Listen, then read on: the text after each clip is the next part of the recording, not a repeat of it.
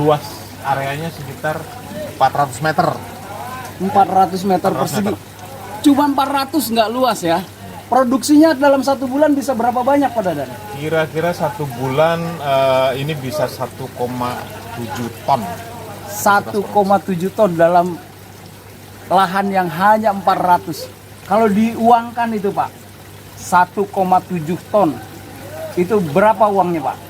Kira-kira sekitar 35 juta. 35 juta dalam 1 bulan bisa dihasilkan dari tanah yang hanya 400 meter saja. Jalan ya.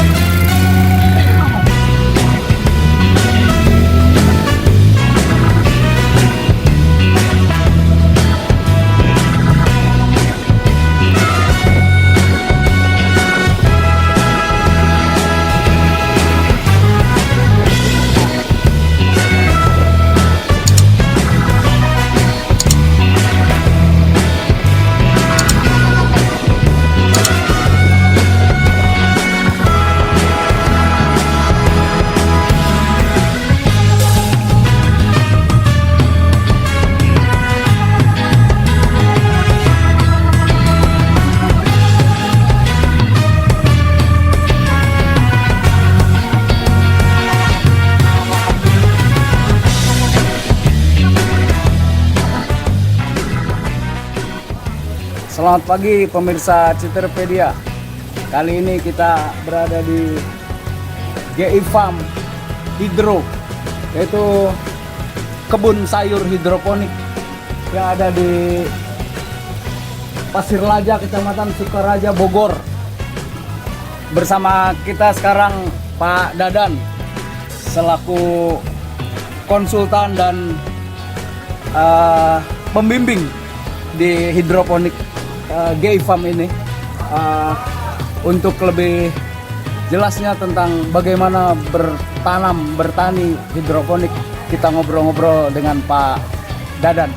Selamat pagi Pak Dadan. Pagi Pak. Pagi. Selamat pagi. Ini luasan hidroponik di sini ada berapa luas ini Pak yang diusahakan oleh Pak Dadan sekarang? Ini hidroponik ini salah satu kebun binaan saya. Dan luas areanya sekitar 400 meter. 400 meter persegi. Cuma 400 nggak luas ya. Produksinya dalam 1 bulan bisa berapa banyak Pak Dadan? Kira-kira 1 bulan ini bisa 1,7 ton. 1,7 ton dalam lahan yang hanya 400. Kalau diuangkan itu Pak, 1,7 ton. Itu berapa uangnya Pak? Kira-kira sekitar 35 juta. 35 juta dalam 1 bulan bisa dihasilkan dari tanah yang hanya 400 meter saja.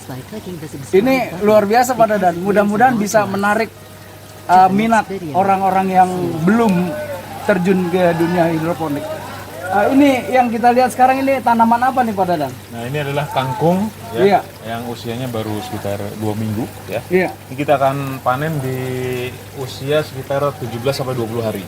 17 sampai 20 hari sudah bisa dipanen pemirsa. Ya.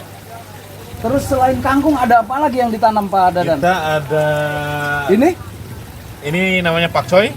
Pakcoy. Ya. Nah, ini Pakcoy bisa berapa hari ini dipanen Pak Pakcoy Dadan? bisa 25 sampai 35 hari. Ini kalau ini sesuai dengan pesanan ada dua ada yang baby, ada yang pakcoy yang dewasa. Iya, sesuai permintaan. Iya. Selain ini yang tertutup kebun apa nih Pak Dadan? Ini selada. Ini selada. Ya, ini selada. Kan biasa kita lihat selada itu kalau kita tanam biasanya di puncak ya, di Ciloto. Iya, Ternyata iya. ini Cibinong bisa tanam ini. Bagus sekali ini kayaknya Pak. Ini dipanen dalam usia berapa nih Pak? Ini usianya 25 sampai 35. 25 hari udah bisa dipanen. Udah bisa dipanen ya. Iya. Lalu selain selada lagi ada ini yang merah-merah apa nih Pak Dadan? Ini ada bayam merah. Bayam merah. Bayam merah. Bayam merah. Ini yang saya tahu bayam itu hijau. Sekarang di sini ada bayam merah. Bayam merah. Ya, bayam merah.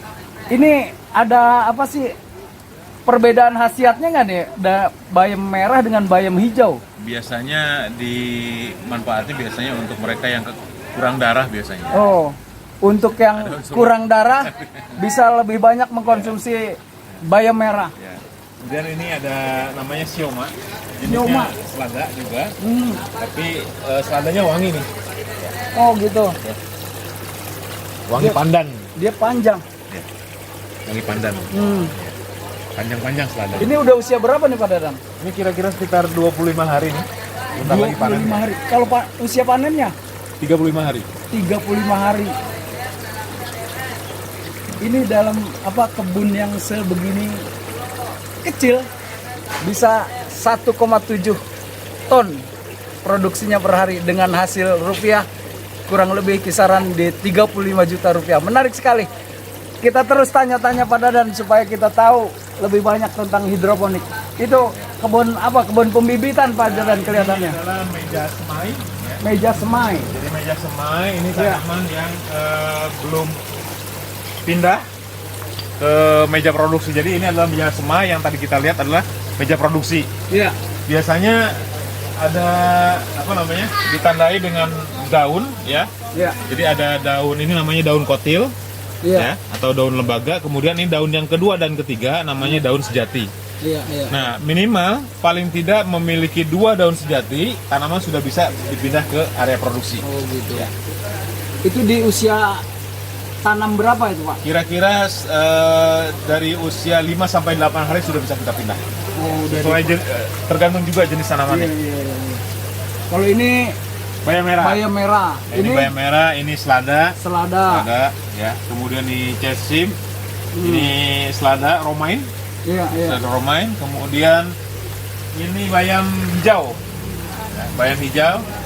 Ada cesim, kemudian ini ada selada. Selada Iya. keriting, ya. Selada keriting. Satu hari bisa tanam setiap hari kan diproduksi, Ya. setiap hari ditanam juga Ya. semai. Tuh. Semainya berapa banyak setiap hari Pak? Kira-kira semai kita untuk memindahkan per hari itu sekitar 5.000 tanaman, ya. 5.000 semaian ya? 5.000 semayan kita bisa pindah ke, jadi ini, ya. Iya, Ini satu semayan ini sudah kita bisa pindah ke meja produksi di usia 5 sampai 8 hari. setiap hari 5.000 semayan 5.000 seperti semayan. itu. Ya, 5.000 semayan. Jadi pada saat kita semai pun ada space yang kita kasih, misalnya untuk kebutuhan tanamnya 5.000, kita semai paling tidak sekitar 5.500. Gitu. Ada lagi tanaman lain di sebelah sana Pak Dadan? Ini semuanya kangkung, Pak. Kangkung, bayam, pakcoy, ini sudah siap pindah. Iya. Nah, kemudian raknya nunggu dibersihkan dulu. Iya. Setelah raknya dibersihkan, baru kita pindahkan ke sana. Kalau Jadi ada proses sterilisasinya. kapasitas semaian di sini berapa banyak ini Pak? Ini kapasitas semayan bisa 4 kali lipatnya dari perencanaannya. Jadi ada bertahap nih. Ah, Yang berapa hari, yang 1 hari, yang baru semai 2 hari, 3 hari, 4 hari, 5 hari. Jadi yang 5 sampai 8 hari sudah bisa pindah gitu. gitu. Setiap hari kita semai dan setiap hari kita panen. Kalau yang di rak ini apa nih Pak? Nah, ini hanya modelnya saja. Ini modelnya namanya sistem DFT, di mana di dalam pipanya terdapat genangan. Jadi ini yang model biasanya yang kita gunakan di rumah-rumah. Iya. Ya, ini untuk urban farming di rumah-rumah. Jadi setiap rumah bisa memiliki hidroponik dengan model yang minimalis seperti ini. Dan ini salah satu tanaman yang kita tanam, namanya tanaman kale, di mana tanaman kale ini dapat meremajakan sel kita. Jadi Iya. meregenerasi sel. Iya. Nah, kalau Bapak setiap hari makan kale fresh, jus Bisa atau lebih mudah Pak. pasti lebih mudah. Ya, pasti bisa lebih mudah. Obat awet muda. Iya, betul.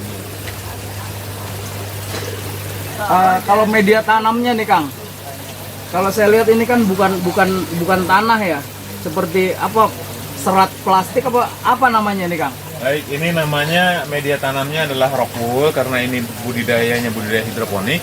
Maka yang kita gunakan media tanamnya bukan tanah, ya. Ini media tanamnya adalah rock wool, ya, seperti ini. Ini sebenarnya rock wool ini terbuat dari batu. Jadi ini batu yang dipanaskan sedemikian panas, kemudian menjadi seperti lahar, kemudian di sentrifugal, kemudian menjadi serat-serat, menjadi benang-benang, kemudian jadilah seperti ini, ya. Rock wool. Rock wool. Nah, pada awalnya rock wool ini digunakan untuk peredam atap, Iya. peredam AC, peredam atap, peredam kebisingan, ya. Iya. Kemudian dari panas. Nah, di kemudian hari ternyata rock wool ini juga digunakan untuk media tanam hidroponik, karena hidroponik penekanannya bukan pada media tanam, ya. Jadi media tanam hanya untuk mencengkram saja supaya dia bisa berdiri tegak, ya, supaya bisa berdiri tegak. Sedangkan makanan yang didapat oleh tanaman itu dari air yang mengalir. Iya. Jadi dari air yang mengalir ini, Iya. ini sudah kita kasih makanannya, Iya. ya, sesuai dengan ketentuan, sesuai dengan kebutuhan tanamannya. Kalau rock wool ini gampang dicarinya Pak. Untuk pemula nanti kalau mau memulai usaha hidroponik, gampang mendapatkan ini, beli Pak. Gampang, sekarang hidroponik sudah ada di mana-mana, sudah banyak di kota-kota besar maupun Iya. di desa-desa. Sekarang sudah tidak ada kesulitan lagi kalau kita mau beli seperti ini, tinggal di online saja, cari namanya rock wool udah pasti ketemu. Lalu kalau ini baknya nih, ini baknya juga. Ini sebenarnya bukan bak, Pak. Ini adalah talang PVC Iya. yang biasa digunakan untuk talang air pada rumah-rumah. Iya. Cuman hanya kita modifikasi, kita potong ini sebagai meja semai namanya. Iya. Nah, begitu juga untuk yang meja produksi kita juga menggunakan talang. Iya. Ya, menggunakan talang. Dulu awalnya hidroponik itu harus menggunakan perangkat impor. Iya. Nah, ternyata karena di Indonesia itu orang Indonesia kreatif ya. Kreatif. Nah, kita gunakan talang sebagai media untuk menanam hidroponik, ya. Iya. Jadi bisa menggunakan talang, bisa menggunakan pipa, bisa menggunakan macam-macam. Yang penting judulnya sebenarnya bagaimana caranya ada air yang mengalir, kemudian air itu melewati akar-akar tanaman. Kalau ini atapnya nih Pak, atap sama apanya, rangka bangunannya, bahannya apa nih Pak? Nah, kalau rangka bangunannya ini kita menggunakan baja ringan, Baja ringan, ya, menggunakan baja ya. ringan. Kemudian atapnya memang kita menggunakan plastik khusus namanya plastik ultraviolet, ya, plastik UV, ya. Dan itu bisa kita dapatkan di toko-toko pertanian, ya. Di toko pertanian. Toko pertanian. Beda-beda dengan yang ada di toko bangunan Pak. Beda, kalau ini ada plastik khusus namanya plastik ultraviolet yang dia ketebalannya mencapai 200 mikron. Kemudian ketahanannya 3 sampai 6 tahun. 6 tahun Ya. bisa bertahan. Bisa Pak. bertahan. Oke. Ini lagi, kalau yang plastik-plastik ini Sama itu juga perbedaannya apa dengan sama. yang sana Pak? Jadi kalau yang ini Iya. permanen karena Iya. ini untuk meja semai, dia meja semai tidak boleh kena hujan. Iya. Nah, kalau ini sebenarnya kalau tidak hujan kita buka. Jadi ini bisa dibuka tutup ya. Bisa dibuka tutup. Oh, bukan artinya ini khusus harus begini Pak ya? Bukan. Jadi ini sebenarnya atap. Idealnya sebenarnya gini Pak. Kenapa kita menggunakan ini? Idealnya hidroponik itu kita menggunakan greenhouse, Iya. rumah kaca. Iya. Ya, rumah kaca, atapnya menggunakan plastik, tetapi kan kita perlu memerlukan biaya yang sangat tinggi untuk membuat greenhouse. Betul. Per meternya sekarang untuk membangun sebuah greenhouse itu kira-kira sekitar 650 sampai 850 ribu per meter, Iya. ya. Nah, ini kita bisa gunakan yang sangat sederhana, tidak menggunakan atapnya hanya pakai atap langit gitu, ya. Hujan bisa turun. Nah, beberapa varian sayuran memang ada beberapa varian sayuran yang kalau ketika kena hujan air deras dia sobek-sobek. Iya. Makanya pada saat hujan saja kita tutup dengan menggunakan penutup plastik UV yang seperti ini. Jadi kalau pakai plastik itu hanya trik untuk menghemat biaya Pak ya? Ya, ini sebenarnya untuk menghindari curahan air hujan saja. Iya. Idealnya sebenarnya kalau di konvensional pun tanaman terbuka tidak menggunakan greenhouse gitu ya.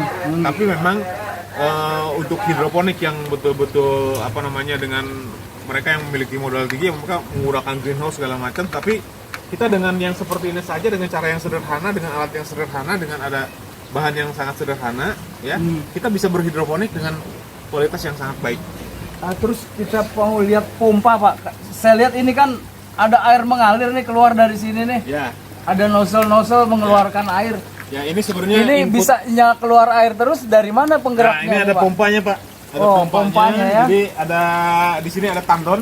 yang Iya. kita istilahkan tandon. Iya. Tandon itu adalah bak nutrisi Iya. seperti ini. Iya. Jadi ini adalah air nutrisi, ya. Ini ada pompanya. Pompanya kita bisa menggunakan pompa akuarium. Jadi pompa ini hanya menggerakkan air dari sini, kemudian kita alirkan ke apa? Iya, iya. Ke atas, ya, ke manifold-manifoldnya. Kemudian manifold-manifold akan membagi ke talang-talang produksi. Iya. Dan kemudian nanti air setelah itu akan kembali lagi ke bak Tandon ini. penampungan nutrisi ini. Iya. Ada berapa pompa jadi sekarang ini Pak dipakai di sini? Paling tidak per 2 meja kita menggunakan 1 pompa. Per 2 meja 1 pompa ya. Pompa ya.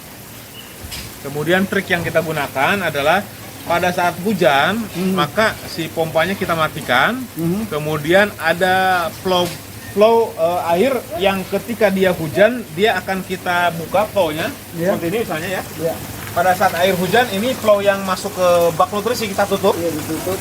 Kemudian ini kita buka. Jadi air hujan masuk tetapi keluar lagi. Tidak bercampur ke tidak sini, bercampur. Iya, iya. Tidak bercampur dengan air nutrisi, ya. Dimana nanti kalau air hujan tercampur dengan air nutrisi, maka Kadarnya- kepekatan nutrisinya akan berkurang. Betul, betul. Gitu. Karena tercampur air hujan. Ya. Jadi ini harusnya memang kita otomatis ada ada beberapa kebun juga yang menggunakan sensor hujan. Iya. Ketika hujan maka sensor tadi dapat mematikan pompa. Kemudian ininya bisa kita tutup, ya. Ada yang seperti itu, sistem seperti itu, tapi kita sekarang masih menggunakan sistem manual, ya, sistem manual. Kalau tadi udah ngobrol banyak tentang kebun hidroponik ini Pak. Kalau terakhir pertanyaan saya ini, jumlah uang yang sudah dihabiskan untuk menjalankan usaha hidroponik yang 400 meter ini berapa Pak? Saya selalu menyarankan kepada teman-teman yang mau berhidroponik, ayo kita mulai dari hal-hal yang sangat sederhana dulu. Betul. Pergunakan bahan-bahan yang ada dulu. Kalau kita mulai di rumah, nggak usah yang mahal-mahal dulu. Apa saja yang kita gunakan, yang penting kita tahu dulu teknik bagaimana cara menanam hidroponik dengan baik. Kemudian untuk teman-teman yang baru mau mulai usaha hidroponik, juga ayo kita memulai hidroponik dengan modal sedikit dulu, ya. Dengan modal kecil-kecilan dulu, sambil jalan nanti kita bisa mengekspansi usahanya. Jadi jangan sampai kalau melihat kebun seperti ini memang sudah banyak Biayanya. modal yang dikeluarkan, kurang lebih sekitar 100 juta. Kalau Tapi dibagi ke luasan itu 100 juta dibagi 400 meter, berapa jadi jatuhnya per meter? biasanya kita hitung dengan menggunakan lubang tanam. Oh, gitu. Berapa jumlah lubang tanam, per lubang tanamnya berapa biayanya. Jadi kalau orang mau bikin hidroponik biasanya dihitung dengan menggunakan lubang tanam. Oh, di sini kapasitas lubang tanamnya Pak? Kapasitas lubang tanam produksi di kita adalah 24.000 lubang tanam. 24.000 lubang tanam, bukan jumlah yang sedikit untuk angka pertanian. Kira-kira kapasitas produksi satu bulan sekitar 1,7 ton. Untuk produksi 1,7 ton itu perlu 20.000 lubang tanam seperti ini, lubang tanam itu. Demikian saudara Citerpedia, kita selesai ngobrol-ngobrol santai dengan Bapak Dadan di lokasi GI Farm Hidro Bougainville, Pasir Laja, Sukaraja. Semoga bermanfaat. Citerpedia ada untuk Anda. Terima kasih.